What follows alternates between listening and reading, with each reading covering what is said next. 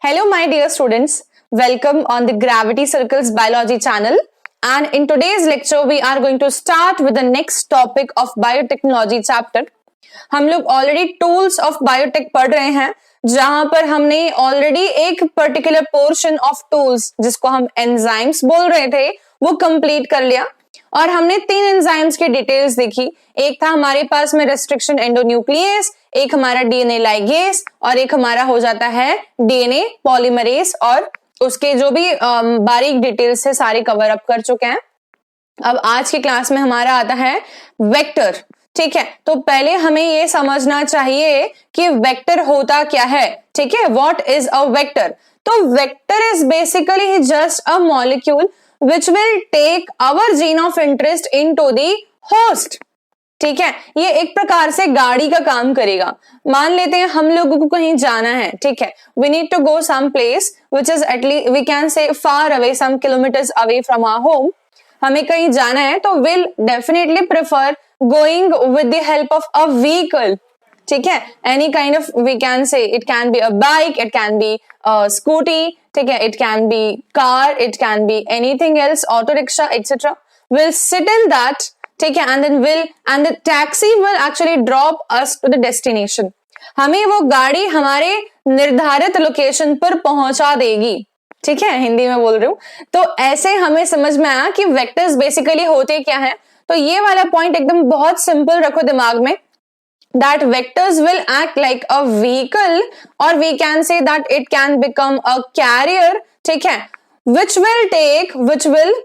will carry the gene of interest। ठीक है, which will carry the gene of interest। ठीक है, जिसको फॉरेन जीन भी बोल सकते हैं कई बार। ठीक है ना, कई बार ऐसे एग्जाम में हमारे पास इंटरचेंजेबल शब्द आते हैं। फॉरेन जीन बोल दिया तो गलत मत समझना, जीन ऑफ इंटरेस्ट को ही बोल रहे हैं। into host body, into host genome या host body। ठीक है, host body, specifically host body में कहां पर? in host genome। ठीक है, ये ध्यान दें, ऐसी बात समझ में आनी चाहिए कि ये होता है एक वेक्टर। ठीक है, डेफिनेशन वाइज। अब जाते हम वेक्टर्स के आइडियल कैरेक्टरिस्टिक्स पढ़ना चाहते हैं कि एक वेक्टर आइडियली क्या हो सकता है। ठीक है, या मतलब बोले कि अगर किसी मॉलिक्यूल को एक वेक्टर नाम देना है, ठीक है, तो वो वेक्टर की आइडियल कैरेक्टरिस्टिक्स क्या होंगे और क्या होनी चाहिए कि आरडीएनए टेक्नोलॉजी में जो एक्सपेरिमेंट हम लोग करना चाहते हैं वो एक सक्सेसफुल एक्सपेरिमेंट हो। ठीक है, उसमें बहुत ज्यादा ड्रॉबैक्स ना आए एटसेट्रा। तो ये पॉइंट समझना है। ये बहुत सारे पॉइंट्स हमारे सामने यहाँ दिए हुए हैं। ठीक है, मैं इनमें से एक भी पॉइंट नहीं पढ़ा रही हूं पहले। इसका रीजन ये कि ये थ्योरेटिकल पॉइंट्स और इनको रीड कर लेंगे हम लोग, लेकिन हम पहले एक डायग्राम की मदद से समझते हैं कि आइडियल कैरेक्टरिस्टिक एक वेक्टर के पास क्या क्या चीजें होनी चाहिए। ठीक है, तो हम लोग समझेंगे इसको with the help of a vector called as PBR322, that is plasmid Bolivar Rodriguez 322। ठीक है, ये इस प्लाज्मिड का नाम है। इस प्लाज्मिड के थ्रू बताऊंगी मैं आप लोगों को कि एक आइडियल वेक्टर क्या चीजें कैरी करता ही है। ठीक है, so let's just see. First point is that the vector molecule, जो भी वेक्टर होता है वो वेक्टर होना चाहिए ऑफ स्मॉल साइज। ठीक है, वो होना चाहिए ऑफ स्मॉल साइज। इसका क्या मतलब है? इसका ये मतलब है, अब इमेजिन बहुत स्ट्रांगली करना। ठीक है, मैंने लिया एक जीन ऑफ इंटरेस्ट, ठीक है, और मैंने बोला कि मैंने यहां से थोड़ा टुकड़ा हटा दिया इसका, ठीक है, और मैंने मेरा जीन ऑफ इंटरेस्ट यहां फिट कर दिया। क्या ये बात समझ आई? तो मैंने क्या किया, मैंने इस प्लाज्मिड वेक्टर में मेरा जीन ऑफ इंटरेस्ट जो कि इतना पोर्शन मैंने जो बनाया ड्रॉ किया ये फिट कर दिया।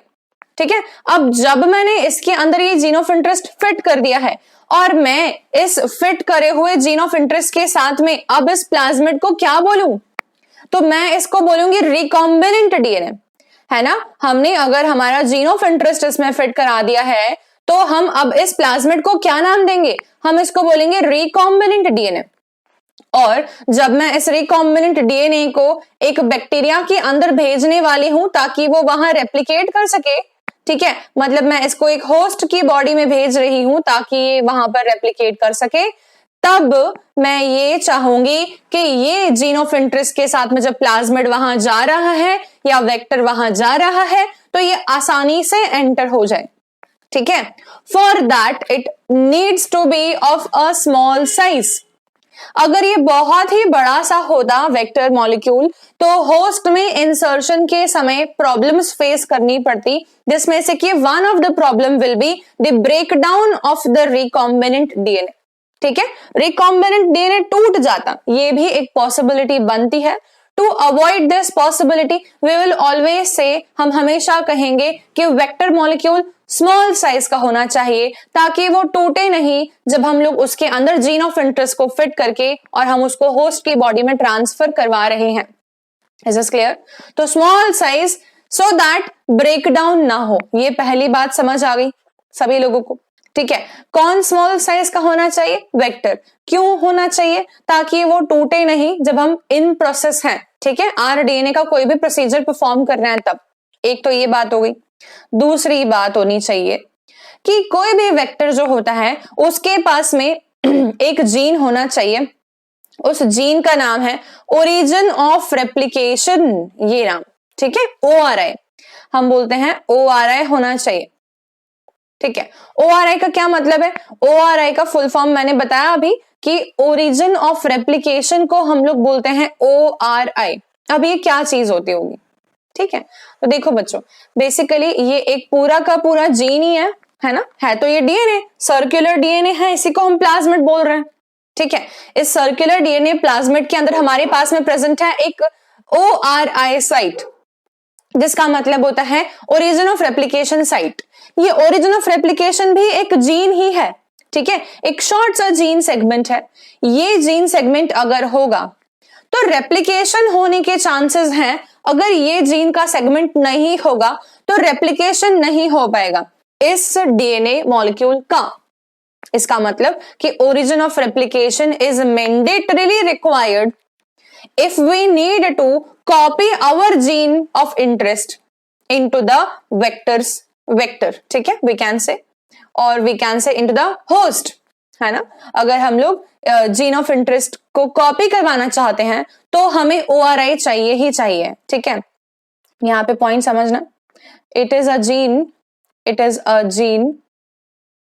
विच एनकोड्स फॉर, ठीक है, ये एक ऐसा जीन है, ओरिजिन ऑफ रेप्लिकेशन एक ऐसा जीन है which encodes for the essential proteins and enzymes required for replication। अब अगर किसी भी वेक्टर मॉलिक्यूल के अंदर ओरिजिन ऑफ रेप्लिकेशन है तो ही वो एक आइडियल वेक्टर होगा। अगर किसी भी वेक्टर मॉलिक्यूल के पास ओरिजिन ऑफ रेप्लिकेशन एक से ज्यादा है, मान लो कि ये ब्लू वाला सेगमेंट जो है ना, मान लेते हैं हम कि यहाँ पर भी कहीं पर ORI लिख देते हैं, सपोज मैंने रफ बता रही हूँ लिख के, ठीक है ना, ORI हो गया, तो मैंने कह दिया ये भी ORI है, मान लिया ये भी ORI है, तो 1 और 2 ऐसी भी पॉसिबिलिटी बन सकती है, ठीक है। अगर एक से ज्यादा ओरिजिन ऑफ रेप्लिकेशन है तो भी ये एक अच्छा वेक्टर होगा, लेकिन अगर किसी मॉलिक्यूल वेक्टर के पास में एक सिंगल भी ओरिजिन ऑफ रेप्लिकेशन नहीं है तो वो आइडियल वेक्टर क्या, वो वेक्टर होने की कोई भी खासियत नहीं रखता। ये बात समझ आ गई? तो हमें क्या चाहिए? हमें चाहिए एक ओरिजिन ऑफ रेप्लिकेशन जिसके साथ में हम जीन को लिंक कर पाएंगे ताकि वो कॉपी कर सके, मल्टीपल कॉपीज बना सके, ठीक है। एक तो ये हो गया आइडियल कैरेक्टरिस्टिक। दूसरा, ठीक है, तीसरा मैं एक और पॉइंट बोल रही हूं जो कि इस ORI वाले पॉइंट के साथ में रिलेशन रखता है, इसीलिए मैं इसको यहां पर करके स्टार बना के लिख रही हूं। वो ये कि origin of replication must support a high copy number. मतलब कि अब मैंने बोला कि एक फोटोकॉपी मशीन है और उसकी काबिलियत ऐसी है कि हम जब एक पेज डालेंगे तो वो एक सिंगल कॉपी बना के देगी, ठीक है। अब मैंने बोला कि ऐसे तो मैं पागल हो जाऊंगी कि मैं बार बार उस मशीन को एडवाइस देती रहूंगी, उसमें हम फीड करते रहेंगे कि प्रिंट आउट दो और वो एक ही कॉपी निकालेगी, प्रिंट आउट दो एक ही कॉपी निकालेगी। कोई भी फोटो कॉपी मशीन वाला इंसान जो जिसने शॉप खोली हुई होगी ऐसी, वो ऐसी मशीन लेगा क्या? Of course not. वैसे ही हम क्या चाहते हैं कि हमने अगर एक इंफॉर्मेशन दे दी है उसको और हमने बोला इसकी कॉपी बना के दो, तो ज्यादा से ज्यादा कॉपी बना के दे सके हो, ठीक है। अब मैंने बोला कि एक ऐसी प्रिंटिंग मशीन मुझे मिली जहां मैंने वो एक पेज इंसर्ट किया और मैंने 1000 फीड कर दिया, तो उसने 1000 कॉपी बना के दी। कितना बढ़िया हो गया, राइट। वैसे हम ये भी चाहते हैं कि हमारा जो वेक्टर मॉलिक्यूल है या प्लाज्मिड है, जो भी है, उसके पास में जो ओरिजिन ऑफ रेप्लिकेशन है ना, वो एक हाई कॉपी नंबर को सपोर्ट करता हो। मतलब कि वो सिर्फ एक सिंगल कॉपी नहीं बनाए जीन की, बल्कि वो मल्टीपल कॉपीज बना के दे जीन की। कितना अच्छा होगा वो हमारे लिए, ठीक है। तो ये भी एक पॉइंट इनटू कंसिडरेशन होना चाहिए, जहां पर हम लिखते हैं the origin of replication should support high copy number. ये भी एक आइडियल कैरेक्टर हो गया, ठीक है।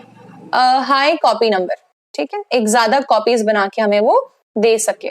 ये भी बात आ गई समझ में, ठीक है। तो ये दो कैरेक्टर आइडियल समझ में, तीन आ गए इनफैक्ट। साइज स्मॉल होना चाहिए, ओरिजिन ऑफ रेप्लिकेशन होना चाहिए, एक हो तो भी चलेगा, दो हो तो भी चलेंगे, ज्यादा हो तो भी चलेगा, नहीं हो ये नहीं चलेगा, ठीक है। और तीसरा हमें समझ में आया कि ओरिजिन ऑफ रेप्लिकेशन एक हाई कॉपी नंबर को सपोर्ट करता हो, ताकि ज्यादा से ज्यादा कॉपीज हमें हमारे रिक्वायर्ड जीन की मिल सके, ठीक है। ये तीन बातें। अब चौथी बात समझते हैं, ठीक है। चौथी बात भी अच्छी है, उसमें देखो, मान लो कि तुम्हारे पास में 1 करोड़ रुपीज है, ठीक है। मानने में कुछ भी नहीं जा रहा है। मान लो कि तुम्हारे पास 1 करोड़ रुपीज हैं, एक बैग में भरे हुए हैं, ठीक है। ये बैग है, इसमें 1 करोड़ रुपीज भरे हुए हैं, और ये पैसे जो है ना, ये आपको पहुंचाने हैं एक शॉपकीपर के पास में, या एक मतलब हम बोलेंगे बिजनेसमैन के पास में, ठीक है। तो एक बिजनेसमैन के पास में मुझे ये पैसे पहुंचाने हैं, ठीक है। अब लेकिन मैं बहुत बिजी हूं, ठीक है, मैं बहुत ही ज्यादा बिजी हूं और मैं खुद देने नहीं जाऊंगी।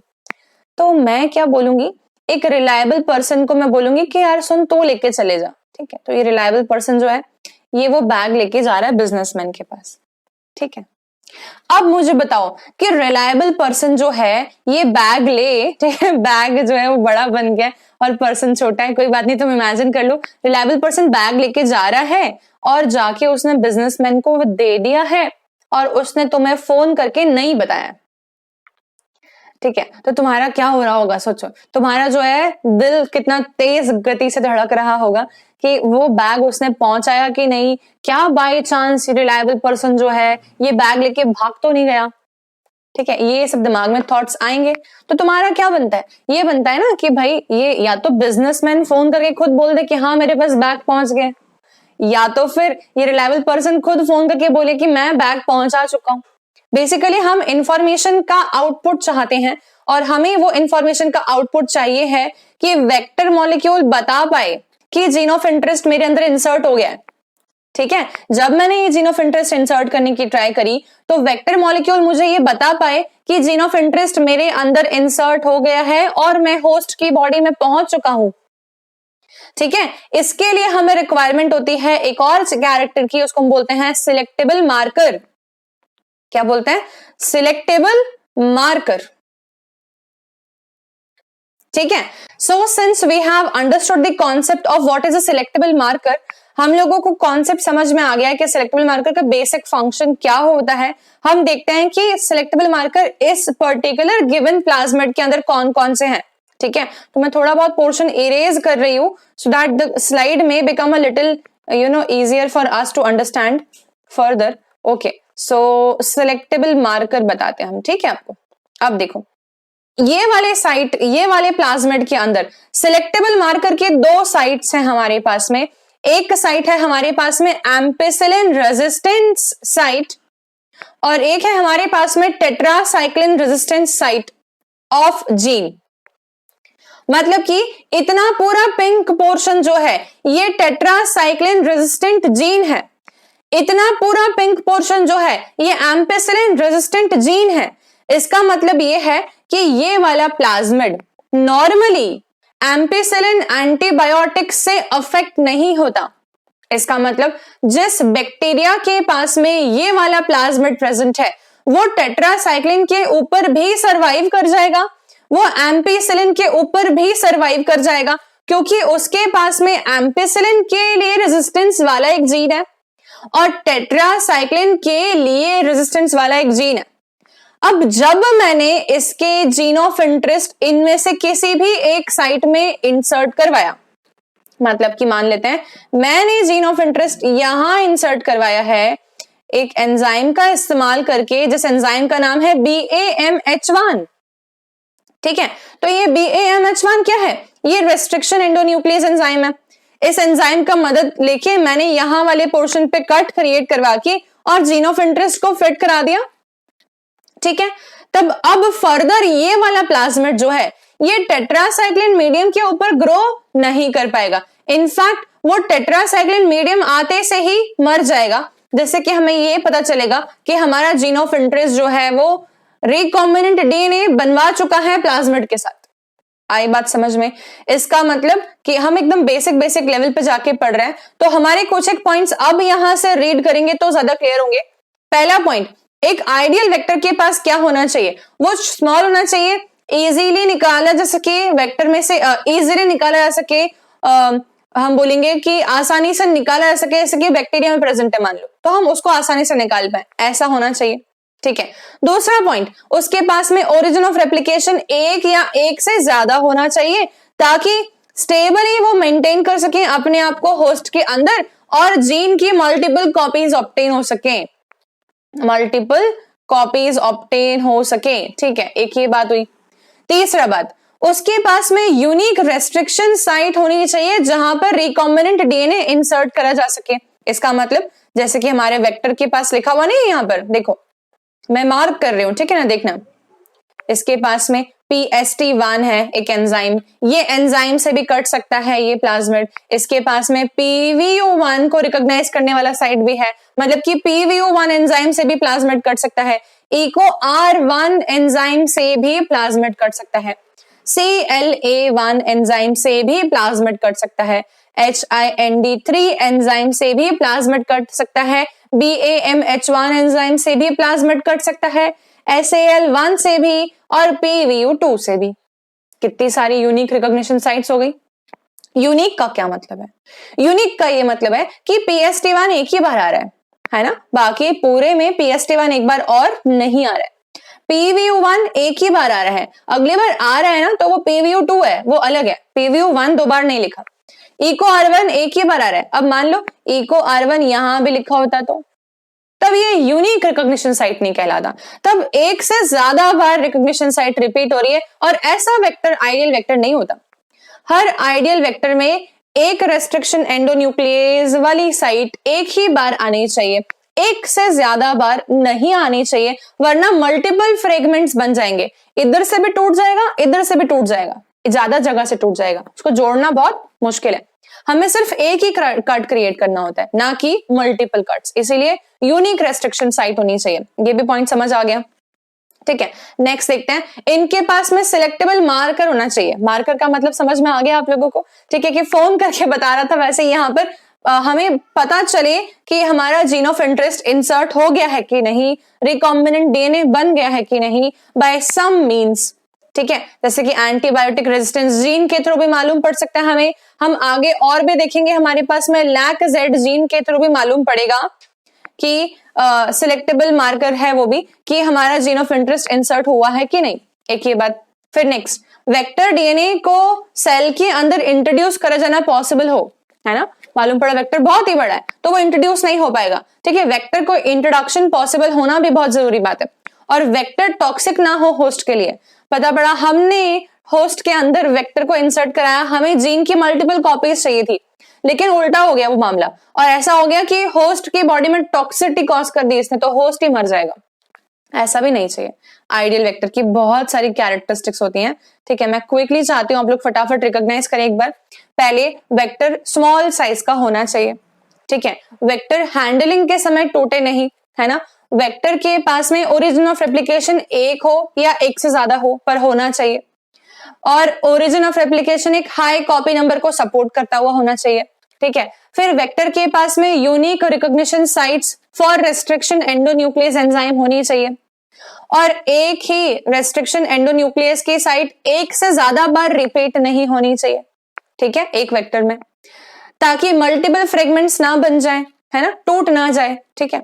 फिर उसके अलावा सिलेक्टेबल मार्कर होना ही चाहिए ताकि हमें मालूम पड़ सके कि जीन इंसर्ट हुआ है कि नहीं। और वेक्टर मॉलिक्यूल आसानी से होस्ट के अंदर इंसर्ट हो जाए ऐसा होना चाहिए। ये हैं सारे पॉइंट्स, ठीक है।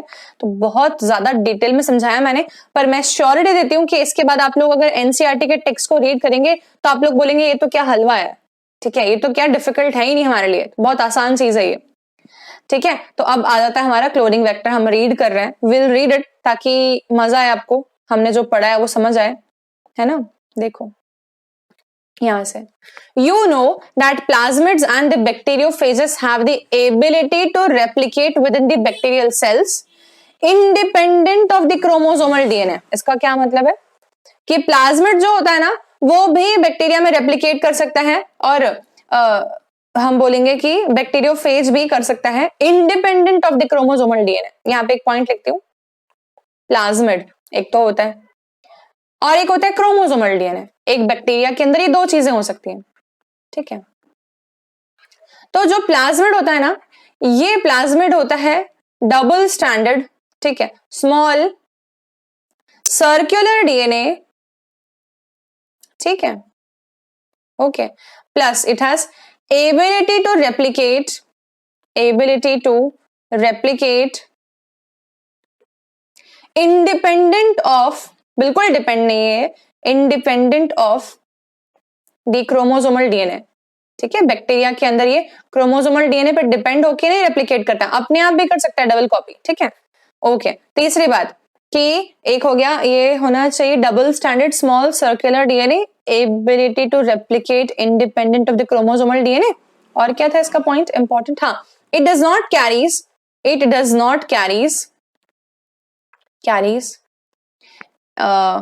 genes required for survival of bacteria, ठीक है।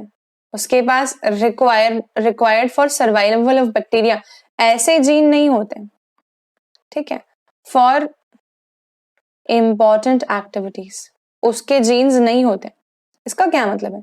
और क्रोमोसोमल डीएनए क्या होता है, ये होता है मेन जीनोम, ठीक है, ये होता है main genome, and it is essential for survival of bacteria, essential for survival of bacteria, ठीक है। क्या मतलब हुआ इस बात का, इसका मतलब ये हुआ कि मैंने एक बैक्टीरिया बनाया, मान लो यहाँ पर, ठीक है, और ये बैक्टीरिया जो है इसके पास में प्रेजेंट है प्लाज्मिड, ठीक है, और इसके पास में प्रेजेंट है क्रोमोसोमल डीएनए भी, ठीक है।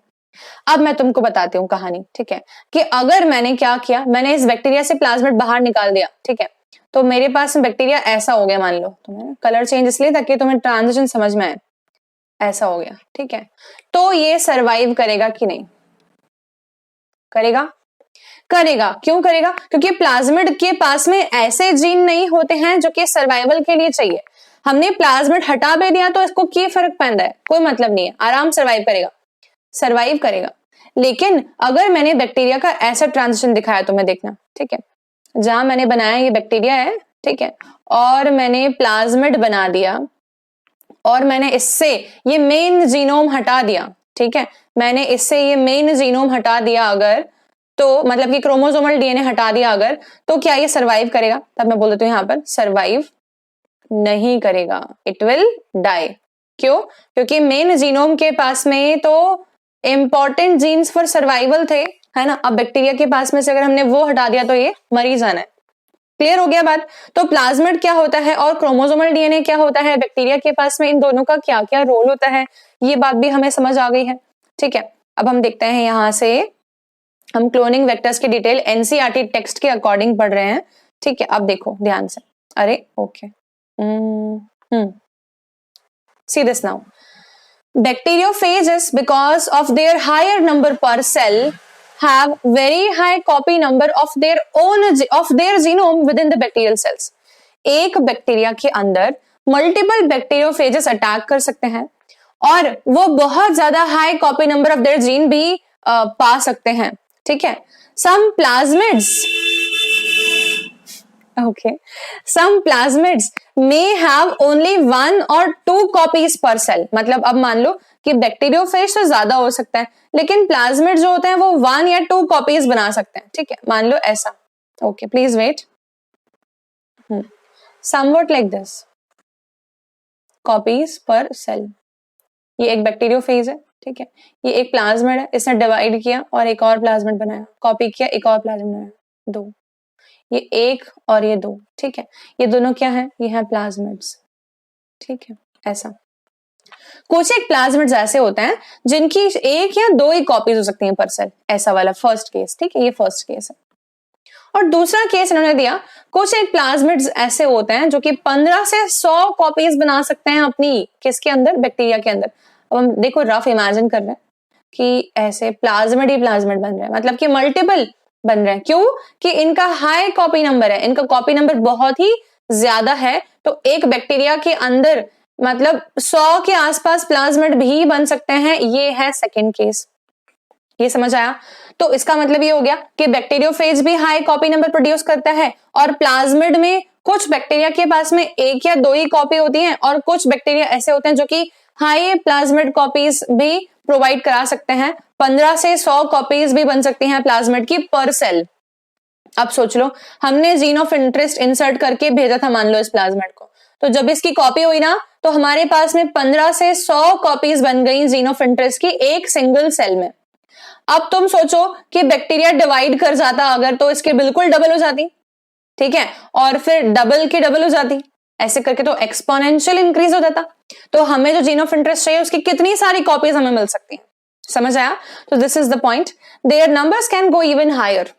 ठीक है, if we are able to link an alien piece of DNA with the bacteriophage और द प्लाज्मिड डीएनए। अगर मैंने बैक्टीरियोफेज के साथ में या प्लाज्मिड के साथ में एक फॉरेन जीन को इंसर्ट करा, तो मेरे को उस जीन की भी कॉपीज मिल जाएंगी। इसका मतलब होता है वेक्टर। ठीक है, we can multiply its number equal to the copy number of the plasmid और द बैक्टीरियोफेज। ठीक है, जितनी कॉपीज, मान लो जैसे मैंने कहा बैक्टीरियोफेज जो है वो मान लो कि खुद के जीन की 100 कॉपीज बनवा सकते हैं। ठीक है, और मैंने इस बैक्टीरियोफेज के जीन में हमारा जीन ऑफ इंटरेस्ट भी इंसर्ट करा दिया, तो उसकी भी कितनी कॉपीज बनेंगी? 100। ठीक है, प्लाज्मिड में, एक ही प्लाज्मिड में मैंने जीन ऑफ इंटरेस्ट लिंक करके भेजा था, लेकिन ये प्लाज्मिड ने अपनी खुद की 50 कॉपी बनवा ली मान लो, तो मेरे जीन ऑफ इंटरेस्ट की कितनी कॉपी बनेगी? 50।